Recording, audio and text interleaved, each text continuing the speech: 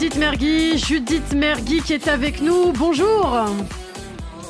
Hello, bonjour à tous, bonjour aux auditeurs, bonjour aux invités en studio, bonjour à Christophe. Alors aujourd'hui, un nouvel épisode de votre série La FIV du samedi soir, un sujet sensible, on le sait, mais on a besoin de rire aussi le matin sur Radio J. Et vous avez d'ailleurs, vous personnellement, relevé le défi courageux de raconter votre aventure de PMA tout en autodérision. Et on l'a dit, donc les retours et les remerciements des auditeurs sont nombreux. C'est vrai, beaucoup sont concernés de près ou de loin. Et vous avez apparemment tapé dans le mille, Judith. Oui, apparemment. Et du coup, normalement, c'est là aussi que je vous demande une augmentation. Et puis, c'est là que vous m'envoyez sur les roses. Oui, bien sûr, en effet.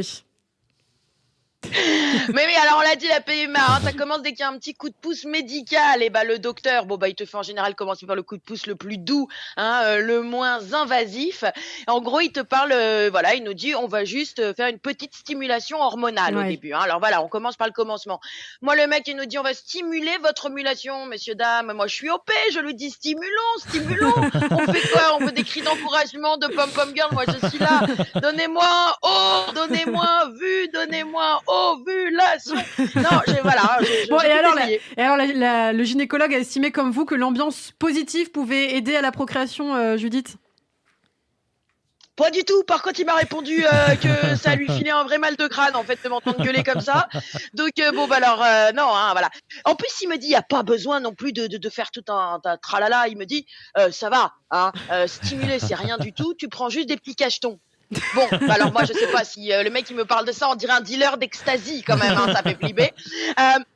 Et puis, par contre, il te rajoute, et là, c'est important, messieurs, dames, il te dit, alors attention, il faut les prendre, par contre, du 5e au 9e jour du cycle.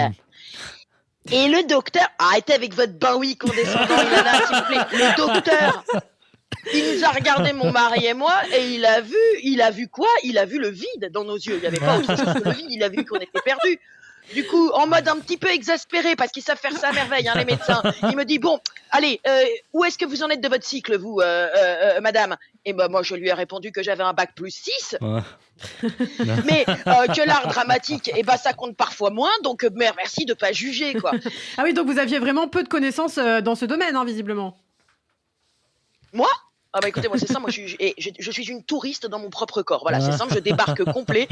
Je suis comme dans le bus à 2 étages. Vous voyez, quand on fait une visite d'une nouvelle ville, voilà. Et mon mec, pire que moi. C'est-à-dire que globalement, pour vous donner une petite référence, notre seul support on va dire que le support le plus pointu de connaissances qu'on avait dans ce domaine, vous savez, c'était la pub pour les serviettes hygiéniques Always Ultra. Et encore, j'ai jamais compris pourquoi dans ces pubs, vous me dites, vous qui êtes tous brillants dans ce studio, vous me dites, pourquoi est-ce qu'il vide un liquide bleu sur la serviette hygiénique dans la pub? Parce que c'est sympa, Non, moi j'ai aucun problème avec les effets spéciaux, mais si les cycles d'une femme ressemblent à un cocktail au curaçao, alors en effet, moi j'ai un grave problème de santé. Bon, et donc le médecin, lui, il insiste sur 5e au 9e jour du cycle, c'est très précis. Vous avez réussi à calculer? Non, moi, madame, vu ma note au bac de maths, si j'avais essayé de calculer, on allait m'inséminer la semaine des 4 jeudis. Bon, alors comment vous avez fait alors? J'ai fait croire à mon neveu que ça faisait partie de ses devoirs donnés par sa prof pour le lendemain, et puis je lui ai dicté, mais sous forme de problème. Mais je vous jure, je dis, si le cycle de Sophie commence le 28 mai, à quelle date le train de Julien doit entrer en gare? Et ça aurait pu marcher, ma bêtise, mais vous savez, le problème, c'est que le docteur, ce perfide, ce sadique, il glisse, attention, dis donc, parce qu'en plus, vous aurez appris une fenêtre de 36 heures avant de vous injecter les hormones. Alors là, je me suis énervée, d'accord? Je venais à peine de réussir à poser l'équation avec un X, l'autre il me rajoute un Y. Inadmissible. Bon, et du coup, votre mari a pu vous aider un peu? Moi c'est ça, mon mec il est rentré à la maison, il a ouvert un tableur Excel. Il rigole pas du tout avec les chiffres. Okay, il était hyper concentré, mais vous savez aussi concentré comme si quand il fait une opération boursière et tout au taf. Vraiment il y a un moment, il s'est Nadine Bébek, je te jure, il s'est énervé contre moi. Il a levé les yeux, il a pris une voix de trader mais très sérieux. À la fin de son analyse, il m'a regardé, il m'a dit OK, alors sans vouloir spéculer, mais vu le cours de l'action de ton ovulation, si la tendance reste à l'effondrement, selon moi, derrière ça pourra que remonter. Donc faut être agressif avec le marché, on vend tout et on achète du bitcoin. Franchement, je vais vous dire un truc, je vais pas me moquer de mon mari parce qu'au final, heureusement qu'il était là. Moi, j'étais pas du tout tombée sur les bons jours et j'allais ingérer les hormones au mauvais moment. C'est un coup à pas tomber enceinte, mais par contre, avoir une moustache qui pousse entre les 2 sourcils. Pourquoi vous parlez de moustache et de sourcils? Qu'est-ce qui se passe?